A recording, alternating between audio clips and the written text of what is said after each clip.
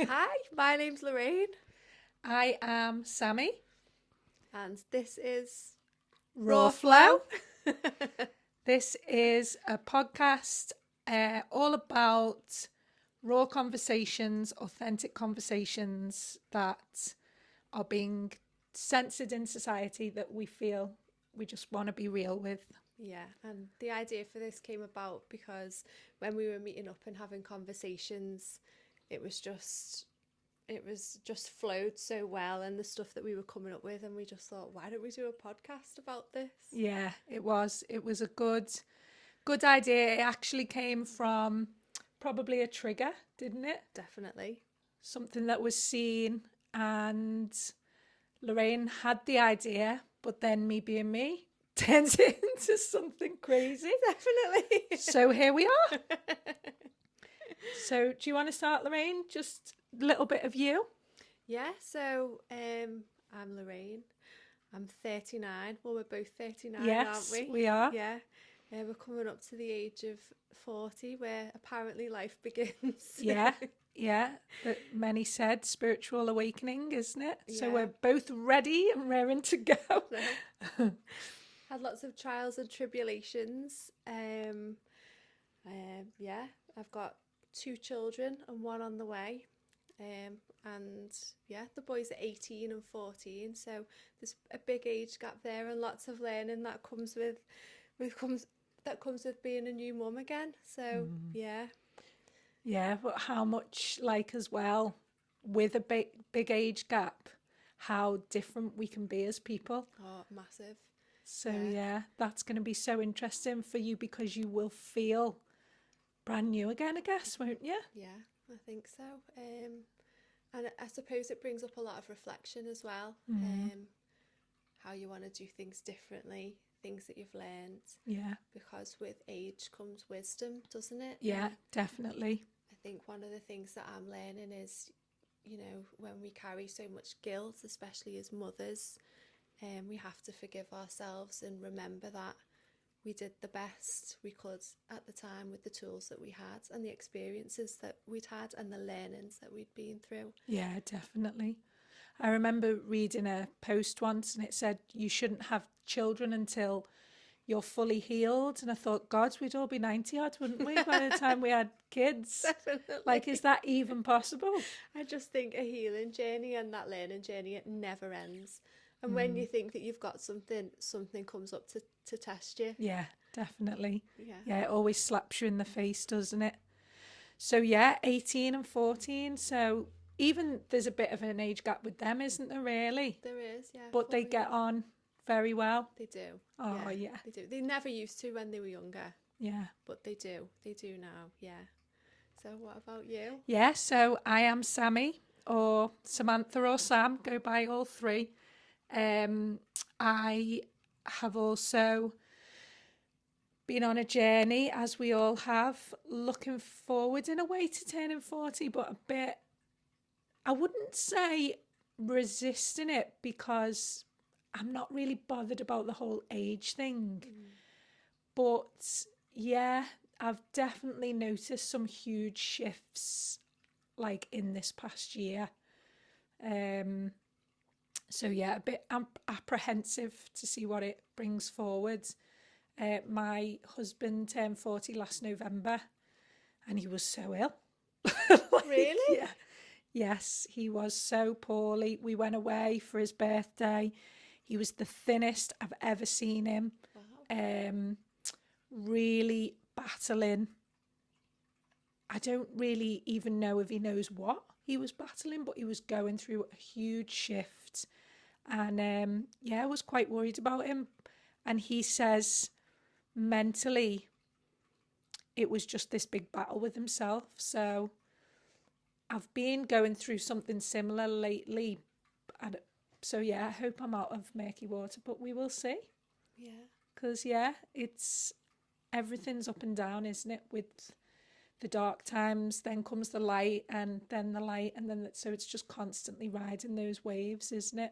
And that's it, isn't it? Yeah. That's what we have to remember, that when we are going through those dark times, they will pass. Yeah. Yeah. That is one of the best sayings, isn't it? To Yeah. help you get through. And also someone said something to me the other day, you know, it's also the good times will pass. So when you are feeling good and you are feeling light, really enjoy them, Yeah. because they will also move, won't they, and shift in different ways. So that was a good reminder as well, to just always be grateful for whatever you're going through. Yeah. I suppose it's about that being present, isn't it? Yeah, I think which we all find quite difficult sometimes because our minds are so overstimulated. We live in yeah, our heads, we're worrying about the future, yeah, we're feeling guilty about the past, yeah, and we forget it's like it's about being present, it's the here and the now, yeah, having to remind ourselves of that. yeah. Yeah. And when I've been practicing presence, I don't think I never realised how unpresent I was. So, yeah, constantly in the thoughts, constantly in the mind. Some days you're just on autopilot, aren't you? Because you're up there, you're not present down here. So, yeah, that's been a big one for me. Definitely this last month, I keep coming back to presence, presence. How do you practice presence? So for me, it's about really taking note of my surroundings. So feeling your body, um, becoming into your senses. So like listening, really seeing where you are. Because when you kind of tune into your senses, I find you don't think, because you are fully engaged and focused on what you're doing and where you are. Which I've always found difficult because I did tick every box of ADHD. But I do feel like that was just, again, a learnt behaviour of constantly needing to be distracted from how I was feeling. That's it, isn't it? It's Yeah. that constant distraction, being busy all the time, giving yourself to everybody else because it is a distraction. It stops us looking Yeah. at ourselves, doesn't it? When Yeah. we're like, I'm doing everything for everybody else, but what does that cause? It causes resentment. Yeah. Well, sometimes if we're doing it to distract from ourselves, we're not doing it for the right reasons, are we? Yeah. Which can. And also, if we're doing it to be rewarded in pleasing people or validation, Yeah. then again, we're not going to always feel that good energy within, are we? This is it. But presence, it is tough, isn't it? I know, and it's probably something that I definitely would benefit from practicing more. Meditation and journaling's been a massive one for me. And I was doing it every day, and then found out I was pregnant and I had loads of sickness, and it was literally about surviving through the day. So I've fell off a bit with that now. But I think when we spoke last week, I think we did mention the power of the pen. Yes. And journaling. Yeah. And what you get from that, and knowing our true power, that all the answers we have are within. Yeah, definitely 100%. Because this world, I find, is so geared, isn't it, at everything's outside of us. Yeah. And I have definitely been number one culprit for, oh, I need to go here, they can fix me, or I need to go there, that can fix me, I need to do this. But you always wind up back in the same place, and that is to yourself, don't you? Things might make you feel better for a little while, but yeah, you definitely always end up back to you, don't you? Definitely. And everyday life and living everyday life, and those triggers that we have in everyday life, they're the things that show us what we need to do, what we need to work on, and show us who we are about us. That's the mirror, isn't it? Yeah. A big learning for me was, when I'm triggered, it's actually not about that other person. It's about me. Which, again, you have to be ready to swallow that one, don't you? And I still don't. I don't 100% swallow that agree. now. Yeah, like, oh, could we bend the rules just slightly on that person? Because that was all you. Yeah, definitely. I remember when I first heard that, I was like, what? I just don't get that. How Yeah. can that be? But as I've become more into practicing it and listening to people like Louise Hay, Oh, she's amazing. everything you experience is your lesson of what is going on inside, isn't it? Yeah. You know? And I've had some real lessons lately of, wow, I can actually see that. Yeah. I can see like a belief what I need to let go of or where I'm resisting something.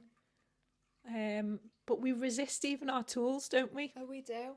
And it's that thing, we have the knowledge sometimes, but it's actually putting it into practice that can be quite difficult. So Mm. knowing that it's actually you, but when you're in it Yeah, and you feel triggered yeah, and someone's saying something and it really hits that childhood trauma wound, it's really difficult to actually see that it is you. mm. Yeah, it is.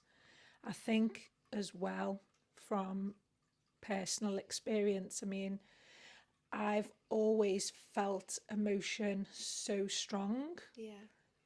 and always reacted to it. Um, Literally takes over. It's like something comes from out of you, doesn't it? And takes over you. So meditation has helped me massively. And I'm still not 100% there, but what's definitely happening now is I'm not persecuting myself for the emotion. I'm not feeling the shame that I used to feel, which is acceptance, isn't it? Yeah. Which I think when you start getting to that point, you're halfway there, aren't you? You know, God. accepting Yeah. yourself and your humanness. Um, yeah, so that's been a shift, which has been nice. We're all learning, aren't we? Yeah. So it's like anything, isn't it? You know, you go into something and you're not going to be great at it straight away, Mm. but it's practice. So it's why it's meditation practice, and Yeah. it is a practice. And walking this path is difficult. It's not supposed to be easy because we're undoing all of that programming, all of that conditioning. Um, and I, I mean, I think women really, really struggle um, with the conditioning programming of the roles that we're supposed to play. This thing about we've got to have it all, where we're competing with the masculine, and so many women are deep within their masculine, um, and Yeah, they don't feel safe. that's a big one, isn't it, at the minute? Yeah, Yeah, really is. Because for me, I've always been a more masculine female or in my masculine energy. yeah, So I've really had to get to know my feminine, which has been really tough. mm, Um, but again, being a woman, it's about being balanced, isn't it? Being a man, it's about being balanced. We've got to have a bit of both energies, haven't we? But when the world is so masculine and we're driven to constantly be pushing forwards and striving and doing, that doing has been such a huge pull to my um, resistance, trying to let go of constantly doing. It's just been a huge part of my identity. yeah. I can identify with that as well, especially with even down to things like workout routines, like getting up at 5 o'clock in the morning, doing like hit workouts and real intense workouts, um, because we're not actually taught about honouring our cycle and cycle syncing, and actually when you're bleeding, we're not supposed to be doing that. That's our time of rest. Also the foods that we're eating, like honouring that with the different seasons of our month. Um, and yeah, I just think women are going, we're conditioned to go against our Natural, biology, our yeah. natural cycles. And I think this is where, when women come up to our age and they're approaching perimenopause and menopause, this is where it hits them like a ton of bricks. Yeah, it's the warning signs, isn't it? Yeah, Yeah, I know, because I was speaking to a lady once and she was having all the feels of the peri, you know, the feeling exhausted, feeling drained, um, just that foggy mind and but it was like I've got to battle through this. It was again about a battle yeah, and needing to do something. And I just thought, gosh, it is just so ingrained in us to change our natural rhythm and who we are naturally and fight it. yeah, We're constantly in a battle, aren't we? So that was something that I decided to learn. Well, actually, what is our bodies really trying to do at that time? Because if you're drained and exhausted, then surely, you know, you're lacking in something or you need more sleep or you fighting it is only going to make it worse, yeah. isn't it? Definitely. And I think the battle and the fighting through is for a lot of women driven by a perfect image of what a woman should look like, how successful they are by their job, that they're um, managing a house, have a job, they're doing all these crazy workouts, and it's just, again, it's all this distraction of, and does it come from a place of, I'm not good enough, I need to be this way because that's what makes me successful. Yeah, yeah. And that's it, isn't it? I think when you zoom out and you start to look in, for me, the more spiritual side, Yeah, it's how do you measure success? That has been a big eye opener for me because so much is about the material world, isn't it? You know, the big house, the nice cars, the, you know, boss lady job. But actually, none of that measures who you are as a person in my eyes. So it can all be synthetic, can't it? Synthetic, is that the right yeah, word? yeah. I was thinking of synthesize and I was like, no, that's something different. I Yeah, think that's the right word. Yeah, it synthetic, is. yeah. Yeah, it Um, can be. Yeah, so yeah, it's all about what you see, isn't it, rather than how you feel. And this is what I'm really learning now is the feeling is so much more authentic sometimes than what you see. do you think that we have been conditioned to shrink because women's emotions scare people? Oh yeah, my emotions definitely scare me. I don't know, they definitely scare my husband and the kids sometimes. Um, but again, I feel they're so strong because they will not be ignored. Yeah, It's that thing, isn't it, of this is what's real and you will listen. So, yeah, as much as I've always tried to control that side of me, I think what I'm learning now is you can try to control it, but it will keep coming until you listen. And this is what's going on with my body at the minute. If I don't listen, I end up suffering either with a headache or no energy.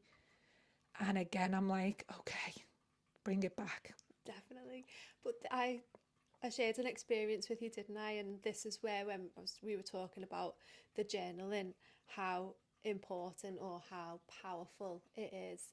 Because I had an experience on last Monday where I had intrusive thoughts, I was anxious, and I haven't, I would say, suffered like that for years, for a long time. And when I sat and I journaled, it was what came to me was it was the meat that I ate Oh, wow. the Okay. day before. Now, I'd stopped eating meat for years, and then in the summertime, I started eating meat again for whatever reason. I don't even know. I think it was it for to I wasn't eating enough protein and certain vegetarian foods were reacting with my stomach, and that old conditioning of you've got to have a flat stomach sort of thing was just playing on my mind. And I think that comes from I had an eating disorder years ago, and sometimes those old wirings are still there. Um, so I think even just now talking about it, that there's the whole realization coming, and it's taken months that I had to have that experience to actually realize it was the meat that I'm eating and what's being maybe given to the animal, or the fear Yeah. that the animal goes through before it's slaughtered, and you're taking in that energy. But also, why did I start eating meat in the first place, which has literally just come to me now. Oh, wow. Well, there you Yeah, go, isn't it? yeah, You get your answers you sometimes do. in the experience. Yeah, But I think it's amazing because I have always been a learn the hard way. yeah, Like, you could tell me till you're blue in the face, and if I think I need to do it, I'm going to do it and end up suffering. But like you've just said, sometimes you have to have the experience to truly understand how it feels, don't you? definitely. And maybe in the summer you were lacking in something, and that was maybe what was right for you then. Yeah, And now, with you being pregnant, you're obviously more sensitive, and your energies are going to be more pure, aren't they? yeah, So, yeah, it's definitely a fascinating one. But I do think with meat nowadays as well, it's not like back in the day where you'd have, like one cow and it was so well looked after, and the the things that the animals go through now are really not nice. I don't like to think about it, to be honest. yeah. It's not nice at all. No, so that energy of the animal will be in the meat, won't it? Hmm. And we're consuming it. But it's also the medication that's in the animal, the antibiotics and things like that. So, yeah, it's a range of things, isn't it? Yeah, but it was an interesting experience, Yeah. definitely. Yeah, And you got your answer from just spending that time in stillness, connecting to yourself, yeah. which is fascinating, isn't it? So, where are you kind of up to then, Lorraine, would you say, with turning 40? Like, I know we've said that sometimes you feel like you like, you've got a clue about things and then something hits you in the face. But where's your most learning been, would you say, in these 40 years? Um, oh my days, the most learning. So I suppose over the past few years, past couple of years, I've had the biggest learnings. I stopped drinking in May, not last year, the year before, so 2023, I think that is. Um, no, 2024, sorry, yeah, May 24. Um, I definitely had a drinking problem, was too ashamed to admit it, didn't want to look at it, didn't want to address any of the issues that I had, how much I think I was in a place where I felt so guilty because I was a mother, um, I was hurting other people, not intentionally, but my behaviour, um, and yeah, the guilt and the shame around that. Even going into recovery, um, I did it all on my own. I didn't want anyone to know. I felt so embarrassed. I still held down a job, and so from the outside, the mask was that I was, or I thought the mask was that I was all put together and everything was fine, but inside I was falling apart, um, and my family was falling apart as well. Um, yeah, I had a string of, you know, relationships that destroyed me emotionally, and I drank on that. And I suppose, yeah, the biggest learning for me was learning about addiction. That you're not a, um, you're not faulty. There's nothing wrong with you. Yeah, you're not a problem. You're not a problem. You've dealt with situations that have happened to you in the best way that you could. Mm. Um, and there's all sorts of biology and neuroscience attached to that. It's not just I've decided I'm choosing. There is a choice that you pick up a drink. I get that, but I think the drive when you have a problem just becomes so overwhelming. Well, I think as well, it's such a coping mechanism, isn't it? Yeah. Because when you drink, it's like I always felt free. Yeah. Like, I don't care what anybody thinks. I am just here to have a good time, and I'm going to have a good time. It's almost like all your walls drop and you just forget about everything, don't you? It does give you that buzz, it does give you that feel good factor. I mean, not always, but it's just something that our generation, I feel, Yeah. was very pushed upon us. We always talk about the 18 to 30s. That was just carnage, The wasn't it? binge drinking cultures. Now, I probably knew subconsciously. I would never have admitted it at the time, but as soon as I started drinking in my teens, I knew I had a problem. So Okay. definitely, and I was always the one that was like absolutely drunk and no one else was. Um, but I mean, I work in like recovery services now. And so I have done quite a bit of research around like neuroscience of addiction, and I understand that, you know, if you've had trauma in your childhood, which most of us Yeah, have, I don't think you can there's be born here and not have trauma, can you? no, some more than others, and you didn't get, or your chemical reward system was hijacked in some kind of way, or you were, what's the word? You were in fight and flight constantly, Yeah, so which is stress response, isn't it? which is a stress response. Yeah, Um, then you will be more predisposed to addiction, because when you get a dopamine hit from having a drink, your brain absolutely loves it, yeah, and the more you reinforce that habit, the more the stronger the drive is, because when you have that drink and you get that dopamine rush, you get like a momentary feeling of balance.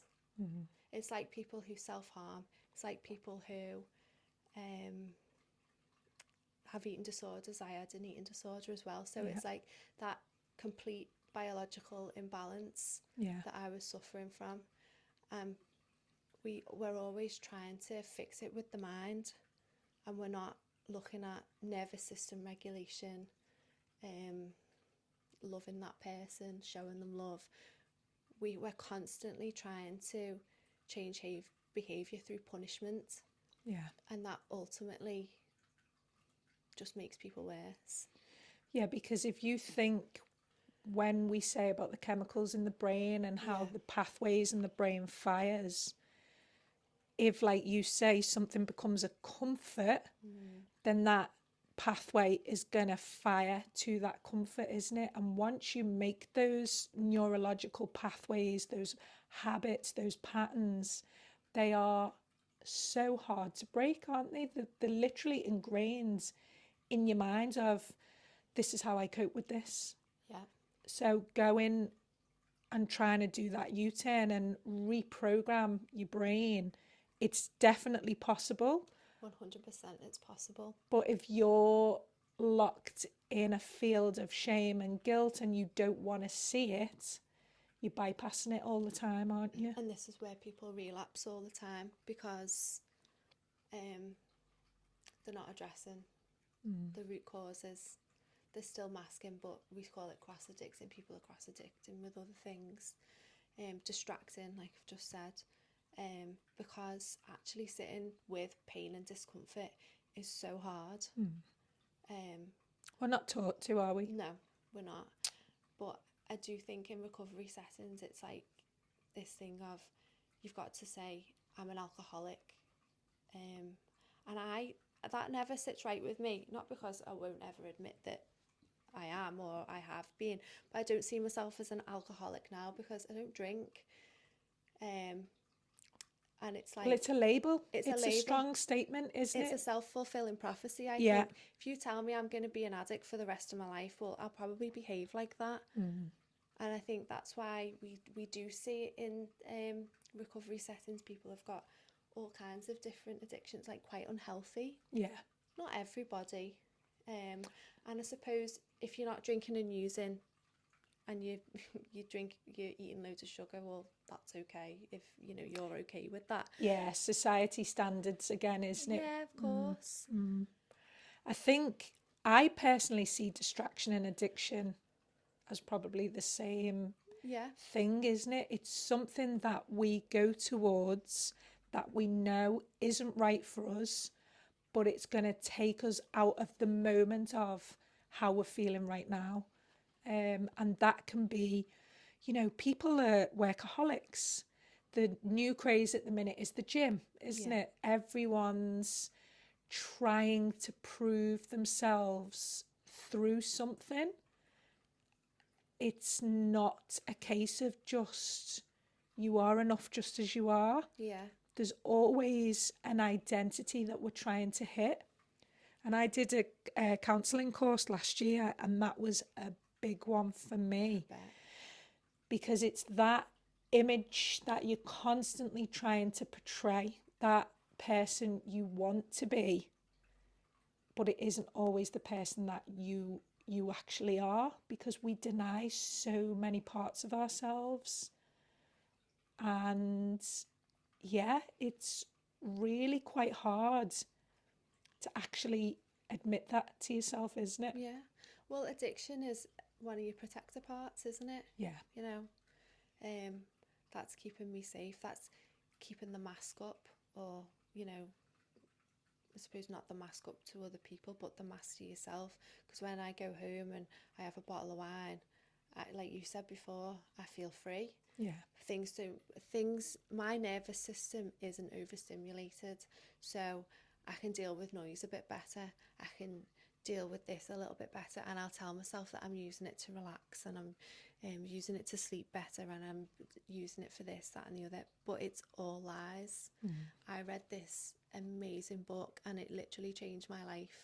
It's by an author called Craig Beck, called Alcohol Lied to Me, and that was when the veil was lifted for me, sorry, about alcohol myths, and yeah, and there's a bit about neuroscience in there, and it just made so much So much sense. sense. Yeah, Well, also, that probably took away that belief of it was you, yeah, you know, because when you see it in black and white, these are the reasons, and you get the understanding. It's not you that's the problem, is it? yeah, It's these other things that have added together, this formula that's created the product. yeah.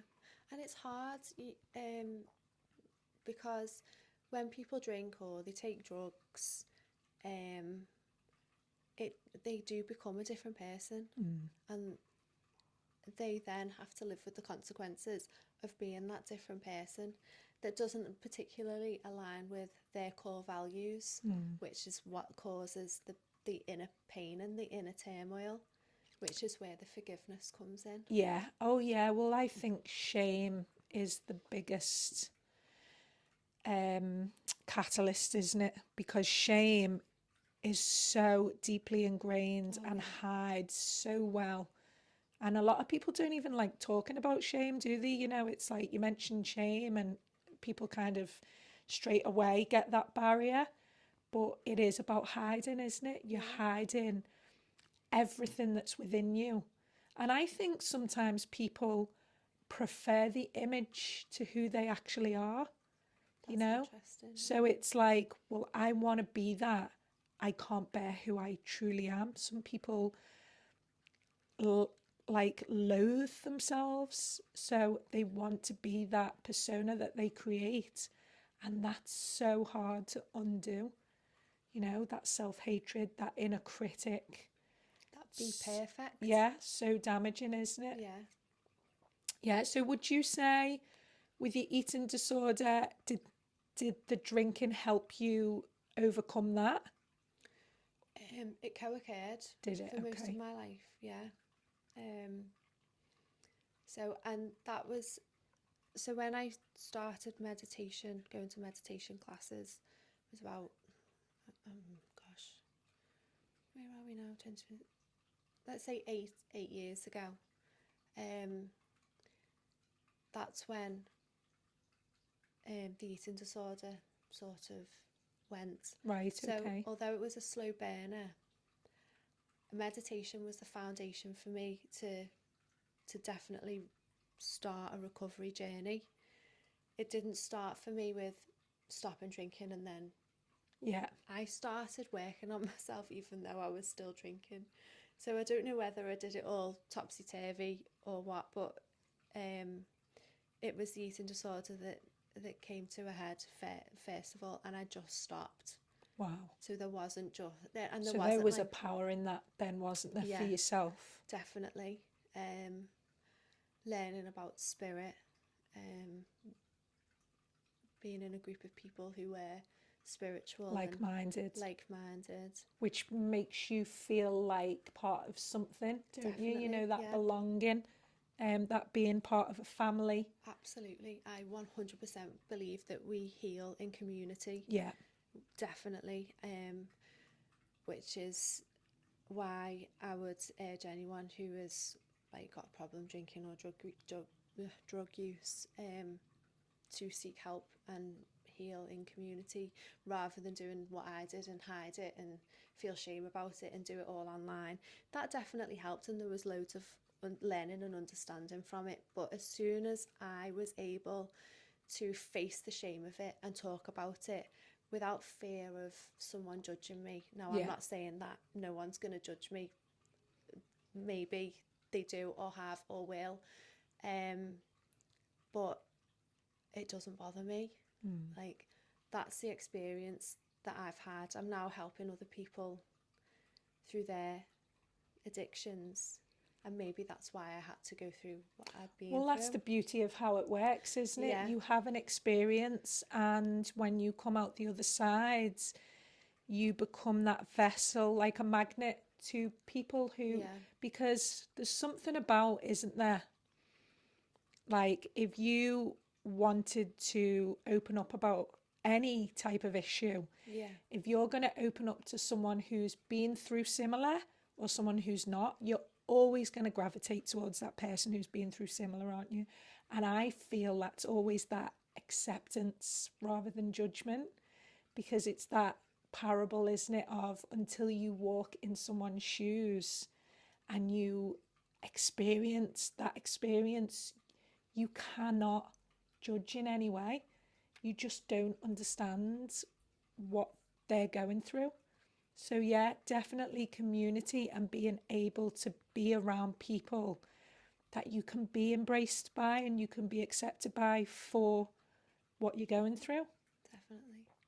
It's powerful, very Yeah. powerful. And that is why I believe it's so important to talk about these issues, openly and honestly, um, to take that shame away. Because, yes, I was a mother. My children always looked pristine going to school. They were always on time for school. They always had their homework done. It was like this mask of like, everything's fine. I'm the opposite. So that just shows, doesn't it? Like the But mask. this is the mask, so everything looks perfect. But on Yes, the on the inside, outside. yeah, Yeah. but on the inside, it's all falling apart Yeah. because my mum's not present. My Yeah. mum can't cope with life, Yeah. um, working too much, not being there enough because I was taking on more hours at work. It was all a distraction and not wanting not wanting to be present in my life. Um, and there's loads of things that I need to let go of, like carrying that guilt, especially where my children are concerned, because I feel like I did work too much, I wasn't there enough, um, and I feel like I wasn't good enough. I do still carry that, and I know I have to let it go, and to know that you've hurt somebody unintentionally Yeah. is just it is incredible pain. That is probably one of the things I've found most difficult with motherhood. I feel like you go through stages of grief Yeah, for, as you grow, you then kind of wish that you were the person you are now then. And definitely for me, doing the counselling course, there was a lot of that grief came to the surface of things that I'd done with the kids. I inflicted pain, which I knew used to hurt me. And that was one thing I always really punished myself for. How can you inflict that pain when you knew how that felt? But again, it's just the pattern of behaviours that we learn, isn't it? And we take on. Exactly. And what you've just said really resonated with me just then, because my dad was an alcoholic, well, still has, and I always said when I was a child, because my childhood was very painful, I was never going to do that, and that's what I did. And yeah, and which again, Lorraine, if you've said, I'm never going to do that, and then you do, there's that going against what your belief, isn't it? Which brings the guilt. Yeah. Because one of my values is definitely, I'm a nurturer. Yeah. Definitely. Well, you're a woman. That, yeah. It's in us, it's isn't it? It's innate in us, isn't it? Yeah. And I've always kissed and hugged and always, and too much. And it's funny because now they embrace it more now they're a bit older. But yeah, and I'm just just wish I'd have done it more, or just being more present. And when you look back and you think, I didn't have enough patience there, and we were just talking in the kitchen before a little bit about when, especially with boys, two boys, and they're play fighting and they're fighting, and the mum comes in and they're like, will you stop it? Yeah. Rather than just letting them get on with it. Letting them be. And there's always one that you blame, and it's normally the elder one, because the programming is they know better, because that's what happened with us when we were kids. Mm-hmm. And what does that do to them and their self-worth? And it's all these little things that, when, like said before, going into being a new mum again, as in having a baby. It's all these learnings. I think, really take it on board. And put your knowledge into action, which is true wisdom, isn't it? And you know what's mad when you think, when they say that the age, isn't our ripe time to have children 18 to 24? And I think, geez, you look back, don't you, and you think, I was a baby, absolutely reckless, wild, constantly in defiance of, I know what to do and I'm going to live my life. I'm not going to take any advice off anyone because I know best, because that's my baby. Whoa there. Yeah. Because a long, long time ago, we brought children up in communities, didn't we? Yes. And we don't do that now, and it seems to be sole responsibility on either the mother or the mother and the father. Well, I would say grandparents, I do see a lot in our school of grandparents taking the loads. I mean, there's one lady that I see every morning. God love her. She's staggering, and she's got to be in her 70s, and she's got 3 of them. And sometimes they're running ahead and she can't keep up. But it's, again, with the cost of living. Most families, both parents have to work. They have to.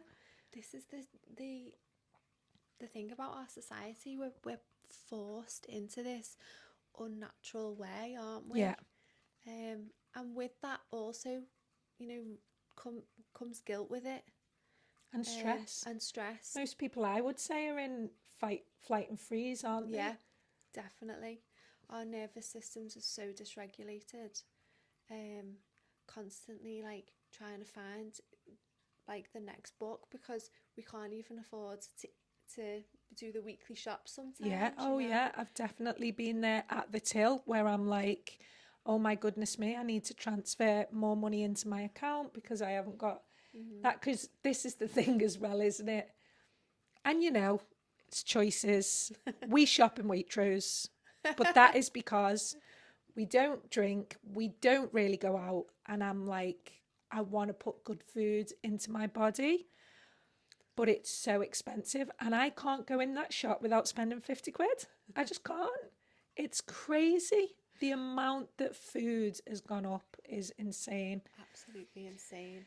And when you're trying to feed, a family, but yeah, definitely, Lorraine, with community like it used to be, everyone lived so close, didn't they? And you'd all be in each other's houses. Like I always remember my grandma talking about the neighbours. They were all called Auntie, and Yes.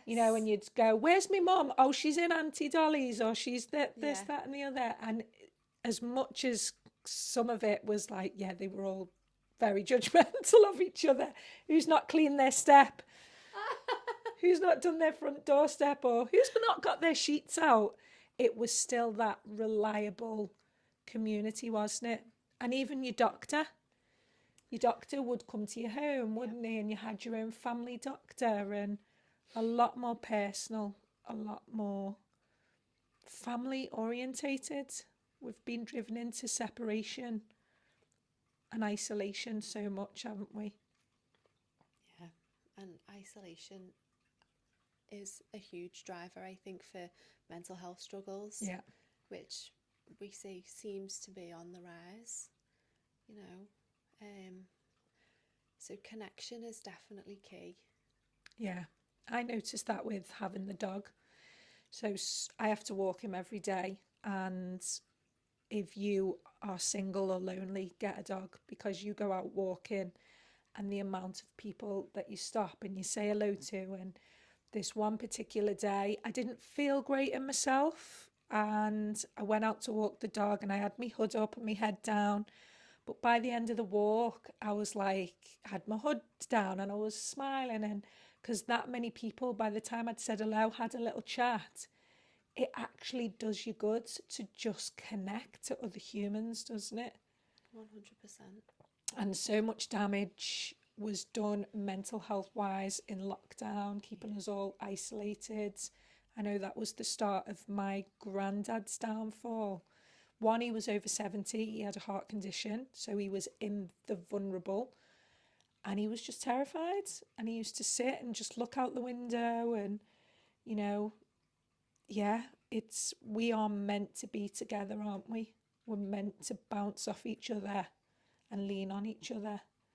And children love being with family, don't they?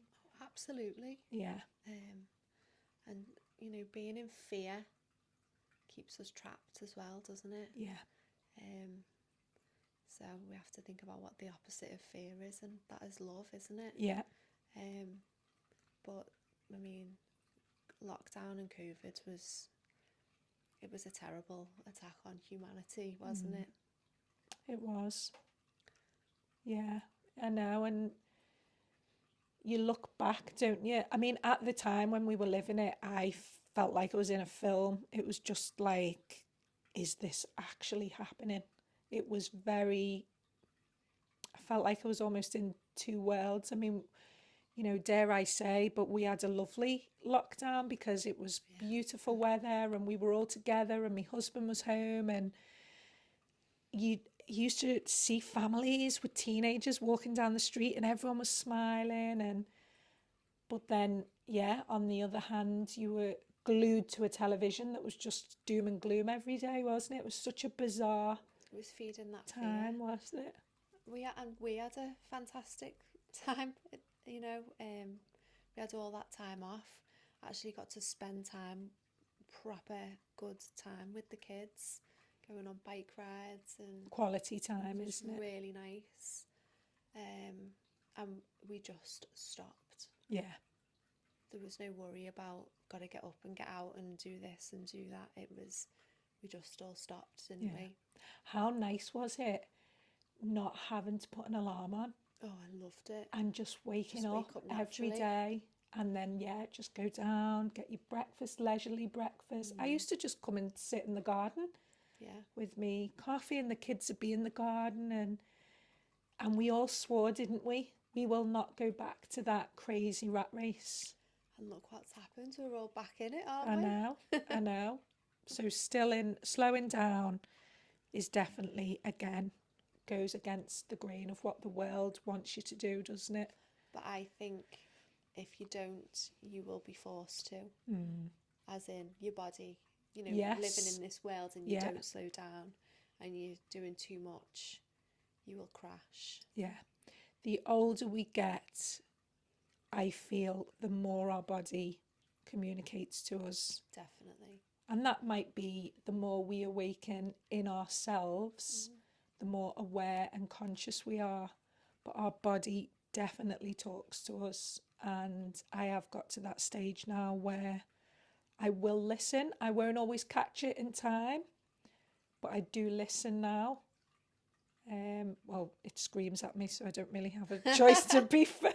But I experienced that with pregnancy. So with my boys, I didn't have any pregnancy symptoms, if that's the right thing. I wasn't sick. I sailed through. Didn't notice anything. I maybe had some bit of sore ribs and whatever. And this time, now I'm older, I feel I was really ill. So, like I said at the start of this, I was sick and had nausea like for the first 4 months, and I had to just rest. I couldn't get up early and do the little things that I was doing because my body was like, no, you need sleep. So I'd come home from work and I'd get into bed because my body needed that rest, and I listened to it. Do you think that's because you are more aware of your body? Or do you think it's because you're older and maybe you're lacking in certain things, or your hormones are a bit more unbalanced? Why do why do you think age comes into it, Lorraine? I think because I'm more aware of my body. Okay. Um, I do think my body's talking to me as well. So I did try and research a little bit on sickness, and it did talk about lacking in magnesium. I didn't find that it's like the magnesium. I was taking like a magnesium supplement, and I was thinking this doesn't feel right, and there's some resistance here. And when I looked into supplements, they're not always great. No, it's sometimes the casing, isn't it, that the Yeah, supplements in and things like that they go again. through a heat process apparently, which Right. takes out any Yeah. goodness So anyway. any type of process kills any Absolutely. purity, doesn't it? Absolutely. So it started using a spray and a gel, and I use that every day now. But I had the same. So just going. Well, it's not off topic, but talking about supplements. So when you're pregnant, we're told you've got to take folic acid. You've got to take folic acid, whatever. And I bought folic acid. So I had a miscarriage in July, and so I already had folic acid, and I was like, I was going to take it, and I was like, this doesn't feel There right. was a flag. Yeah, I was like, what is this? Like, why don't I want to take this folic acid? And I'd be like, I'm just not going to take it. And then I'm thinking, then the mind was You coming have in. to take Yeah, it. you have to take it because of spina bifida and all this stuff that they tell you to take it for. And I was like, this just doesn't feel right. I just feel like I'm not supposed to take this folic acid. So I follow this this midwife on Instagram. She's a doula, I think. Oh yeah. I resonate with loads that she talks about. So I messaged her and asked her. I was like, I've just got this resistance to folic acid, and and I explained, and she was like, don't take it. Oh wow. If you must supplement, take folate, but do your research. And I was like, right, okay. So I tried to do some research, and research I find with something that's alternative is quite, you've got to do a lot of digging, and it's hard to find, and you're like, well, is that right? But I suppose you have to trust your instincts. And Yeah, yeah. There's um so many. Well, there's fors and against for everything, oh, isn't there? isn't there just? Yeah, But what really kind of resonated with me was folic acid is synthetic. It's not found naturally on the planet anywhere. It's made in a lab. The Your body turns the folic acid into folate. So folate's the thing that you need, but you get folate from like your leafy green vegetables and your broccoli. So yeah. if you've got those in your diet, You're all right. you're okay. But I was being sick, and So this is the same old story again, isn't it? Of you need to buy something from a brand or yeah, farmer to, again, it's where they make the money, isn't it? yeah. So interesting because all of my babies were tongue-tied. And that's a symptom of So I, folic acid. well, I didn't know it with Bella. Ada, I didn't know. And then my youngest, it was detected. But apparently back in the day, they used to check the minute they were born. And if they seen the skin, the midwives used to have a really long nail and they'd just slice it because the skin was so thin. Oh, right. But for some reason, we stopped kind of Yeah. checking for it. And when I had mine, the um, the midwife, because I had home birth, she was all into natural alternatives. And she said at the time, there is research being done that the folic acid is causing extra skin growth. And most babies now are being born tongue tied. And it's hard because I couldn't breastfeed mine because they couldn't latch. Oh, okay. It absolutely killed me because they couldn't latch properly. And even though they were getting something, because they didn't have the full boob in their mouth, it was like just rubbing the wrong place on the roof of their mouth. So it was so painful. And then, of course, you're trying to do this breastfeeding and it's really hurting. I mean, like toe curling, you're dreading your feeds, which then the baby senses. So it was just so stressful. Um, so, yeah, it's really interesting about the folic acid Yeah. because they say that that's what's causing it. Well, in something that I read as well, it's also linked to miscarriage too. Wow. And I don't know whether, I don't know. Yeah. I just Well, I thought guess that was anything synthetic going in when you're pregnant yeah. can cause a problem, can't it?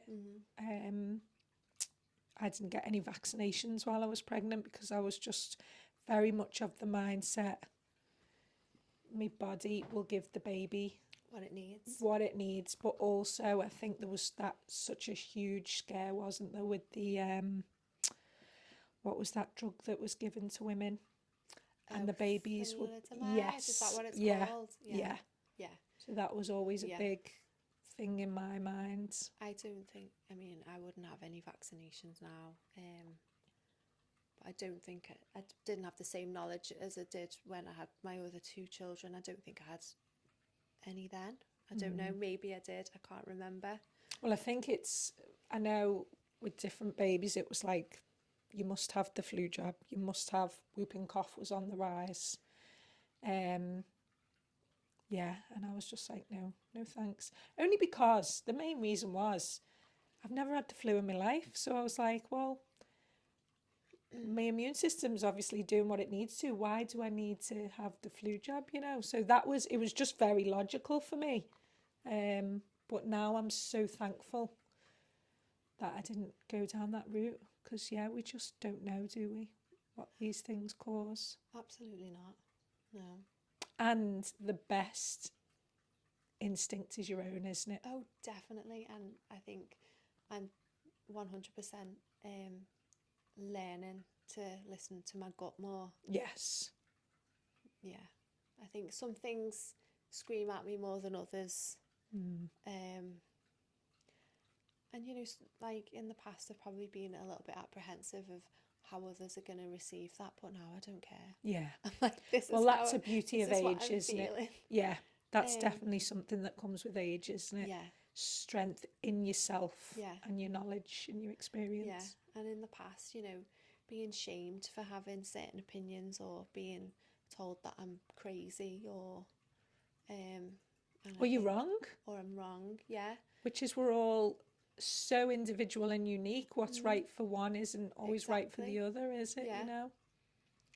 And being able to stand in your power and say, well, if that's what you think, then that's what you think. And if you want to judge me, it says more about you.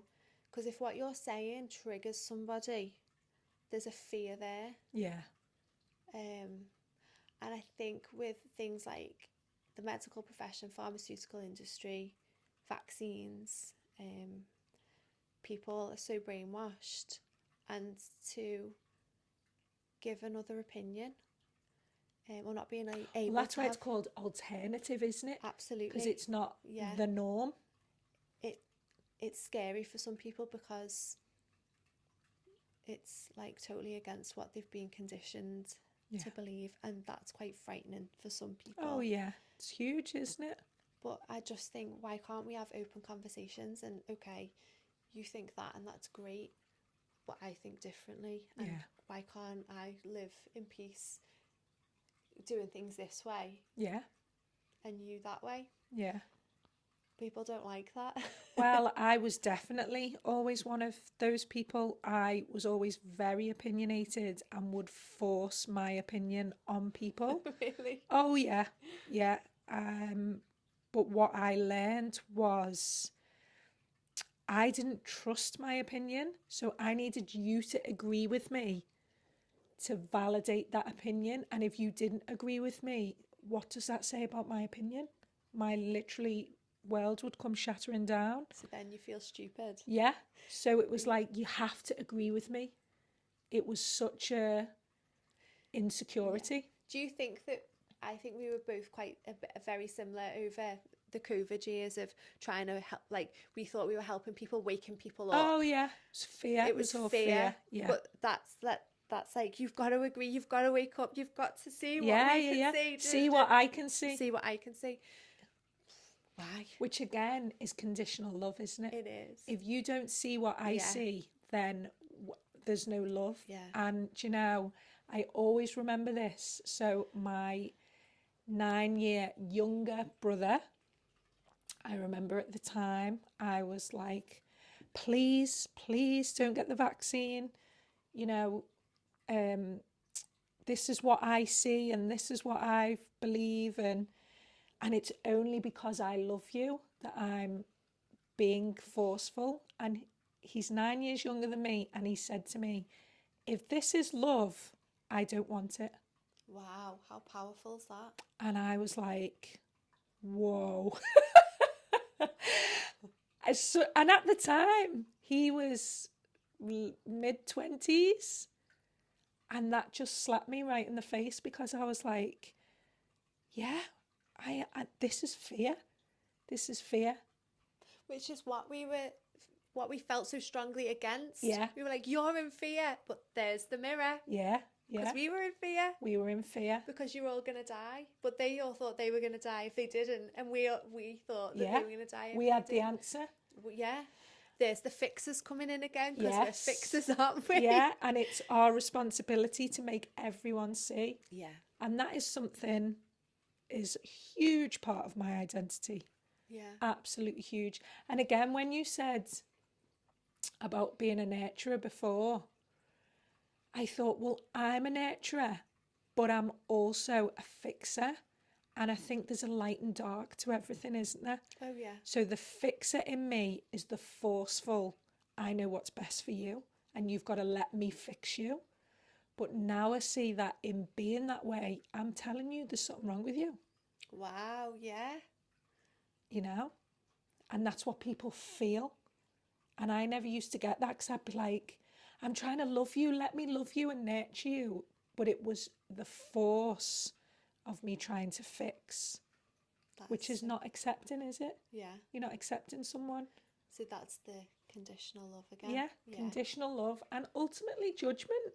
Yes. If Yeah. I'm saying I can see what's going on with you and I need to fix you, it is judgment, isn't I it? know. Candy flossed in, oh, I'm trying to love you, let me love you. Well, it's interesting because I've kind of chose that as a job. Like, I've got experience of addiction, so let me fix you. Yeah, yeah. But again, at that time, that probably made you feel so comfortable with what you were going through Yeah. because you were experiencing other people going through the same. It just Yeah. shows we're constantly changing and learning and growing, doesn't Yeah. it? And we don't always get it straight away, but guess what? That is okay. Yeah, it is, Yeah. definitely. Yeah, and I think that's something I'm trying to show my kids more now. I'm not perfect. I don't have all the answers. Whereas before it was like, mummy knows best, mummy knows best. Whereas now it is that I am human and I am doing my best and I don't always get it right. And showing them that, of course, they're going to learn the same, hopefully. Yeah. I always try with mine. First of all, I've apologised. Oh, I'm always saying sorry, Lorraine. They Yeah. think I'm nuts because I'm like, wait, wait, wait. Oh, sorry. Wait, wait, I wait. know. Sorry. Sometimes I'm sorry, I didn't mean it when but always try and see where they're coming from as well. Yeah. And my youngest has so many frustrations with the school system. And I find that difficult because if I was in the school system these days, I thought it was hard enough when we were in it, but it seems to be horrific now. They're And holding on to dear life, to the old ways, aren't they? definitely, but it seems to be more punitive. They don't listen to them. It's very, I find the whole thing quite traumatizing, and I then find when he's telling me about certain things and say a teacher. Now Eamon's really well behaved. Um, we had parents' evening the other night, and they always start off with, "He's so well behaved, so well mannered. He's such a pleasure." But he doesn't want to do the work because he's so frustrated, and have conversations with Eamon all the time about how teachers are treating people and how he's sat in a lesson and he's like falling asleep because he finds it so boring, it's not interesting, it's not engaging. And I really feel that pain because Oh, there's nothing worse than being bored, is there? no, I remember last year when I was doing a training course on it, because we deal with homelessness sometimes, on housing, and it was the most boring thing I've ever, and I was like It's suffocating, I isn't was it? like distracted. I was talking to There's that ADHD. I was like, and we were told, if you need to get up and have a walk, and I was like, I need to get up and have a walk. It's so boring. But I thought I really know how that feels Yeah. to have to sit there when I don't want to be there. But the difference, I think, is they get told that they're bad. Yes, they're You know, punished. they're a problem. Yeah, You will listen to me. yeah, And I think for myself, that was always something where my defiance would just be like, no. well, that was definitely Connor, because as soon as he'd walk into a classroom, the teacher's back would be up and his back would be up, and she'd pick on him, and he'd either what he'd tell her because he'd stand up for himself. Yeah. I don't think there's anything wrong with standing up for yourself actually, but they're told that they're like naughty, and Yeah. but when they're being spoken Which to, is the shame, isn't it? yeah, Yeah. they're punished into behaviour. Yeah. But it doesn't work. Yeah. And I noticed last week my youngest, so he's still in primary, and they had it was almost like a field trip, but it wasn't. This group of people came in and they did Stone Age Day with them. So they had to go in their trackies and their wellies. The weather was awful. They spent all day outside. But I was basically like, well, you're going to get the true experience of Stone Age, because in England, that would have been horrific, wouldn't it? No central heating. So, do you know what? He came home from school and it was a Friday. So, normally on a Friday, I pick him up. His head's down. He's tired. He's grumpy. Can't wait for some sugar. But he come out and he was bouncing. He was telling me about all this stuff he'd learned. They'd been doing loads of practical things. So they'd been lighting fires and making sand and stone. So he'd made himself a little necklace. And he was just buzzing. And I was like, this is the difference when they're learning something that they're interested in, but also being outside. They're not stuck behind a desk in rows, constantly being told to be quiet. And yeah, it shows massively, doesn't it? Yeah. But yeah, I'm just very optimistic that we will get there because so many kids are homeschooling now, aren't they? And Well, that's what you're doing with yeah, one of yours, isn't it? yeah, my eldest, Yeah. she started high school and she was just so frustrated, starting to behave like I used to behave. So I could really see myself coming out in her, which again showed me so much of how I was as a teenager. I definitely had a lot more defiance and anger, probably. Hers was representing more in like a frustration, but she was picking her fingers and she was just switching off, wasn't learning, had no confidence in certain subjects. She's very creative, but unfortunately, they pushed the academic side and she was coming home every day so drained, so low self esteem. And I just thought, what are we doing? What am I doing to this kid? Sending her somewhere every day that she can't bear to be. And I'm very fortunate with what I do. I am based at home. I do understand if you've got both parents are out at work all day, it does feel somewhat impossible. And it's the unknown, isn't it? But there is a way. You've just got to open that door, which we did.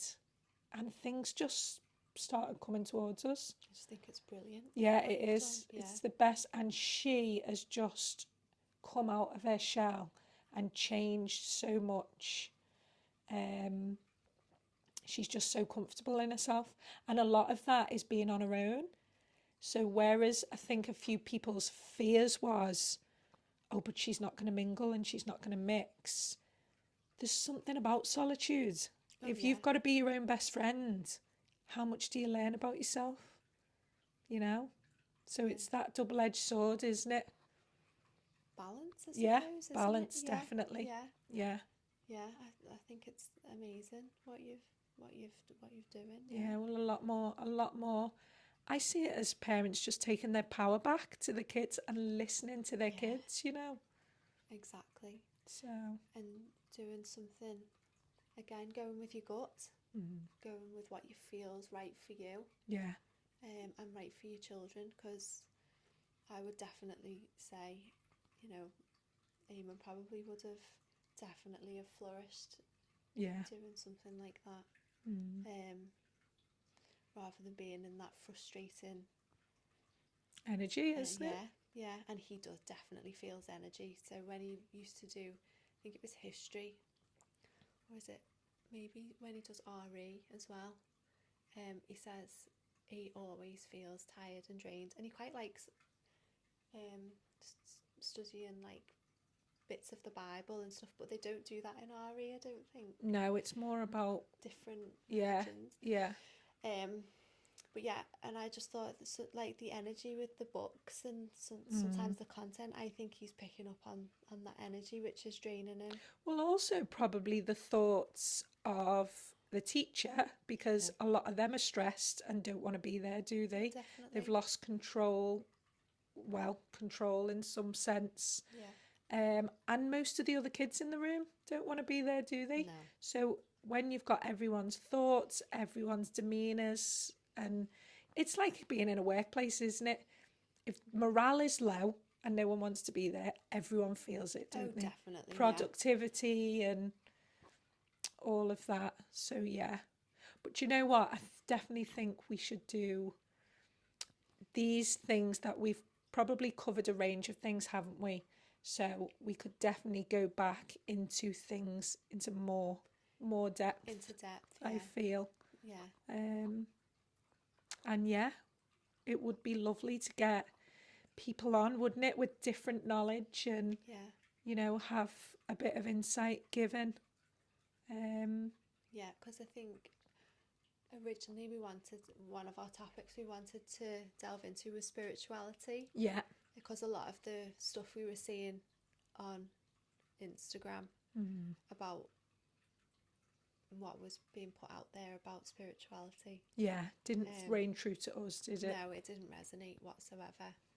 And I suppose, again, there's that fear, isn't there, of you know, if you are in a vulnerable place and you are reaching out,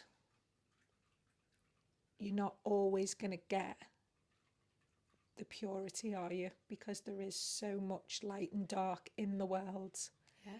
And a lot of the time, when you are vulnerable and you're vibing lower, you will attract those lower vibrations, won't you, towards you? So, yeah, but that's definitely a topic, Lorraine, for another podcast. So, Definitely. yeah, we could go there with our next one, couldn't we? Absolutely. Yeah? Yeah. Okay. Well, should we end it there for today? Yeah. We've gabbled on. But no, it's been good. Yeah. So thank you so much for joining us, and hopefully you've enjoyed it. And yeah, we will see you again very soon. Yep. See you soon.